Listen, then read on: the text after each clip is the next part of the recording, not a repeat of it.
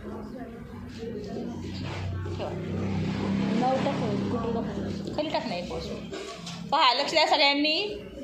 तुम्हाला आज शिकवते की आपल्यामध्ये म्हणजे इंग्रजी जे कॅलेंडर आहे या कॅलेंडरमध्ये महिन्यांचे दिवस कसे लक्षात ठेवायचे. पाहायचं का? सगळ्यांनी अशी मुठी करा. केली? डावी करायची. तुम्ही सगळे राईटी आहे ना? उजव्या हाताने लिहिता ना? जिथं उंचवटा आलाय त्या ठिकाणी 31 दिवस असतात. जिथं खड्डा आलाय त्या ठिकाणी 30 दिवस. आता फक्त आपण लक्षात ठेवायचं की फेब्रुवारी महिना जो आहे त्या फेब्रुवारी महिन्यामध्ये 28 नाही तर 29 दिवस असतात. जे वर्ष लीप वर्ष आहे त्या वर्षी दिवस किती असणार आहेत? 29. एक दिवस जास्त असणार आहे. हे वर्ष लीप वर्ष आहे का? ठीक आहे, मग आपण या वर्षीचंच पाहूया. रेडी? जानेवारी किती दिवस आहेत मोठ्याने सांगा. ओके. फेब्रुवारी 30 नाही आहे ना. मार्च हात सगळ्यांनी तसा ठेवायचा आहे माझ्यासारखा. हां. एप्रिल, मे, जून,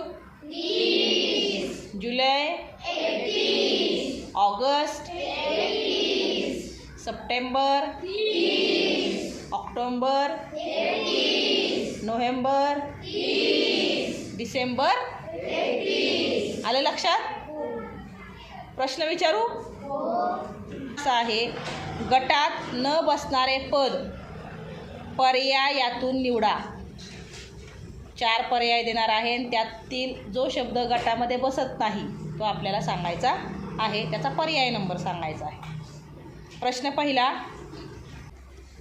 पर्याय क्रमांक 1 मार्च, पर्याय क्रमांक 2 ऑगस्ट, पर्याय क्रमांक 3 डिसेंबर, पर्याय क्रमांक 4 एप्रिल. कुठला पर्याय वेगळा आहे यातला?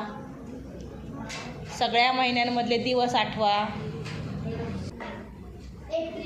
Very good. का बरं एप्रिल? हो, एप्रिल महिन्यात दिवस किती आहेत? 30. कसं काढलं तू?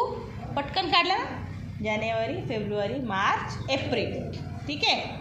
मार्चला तर 31 आले होते. एप्रिल, मे, जून, जुलै, ऑगस्ट. ऑगस्टला पण उंचवटा आला. ऑगस्टलाही 31 दिवस.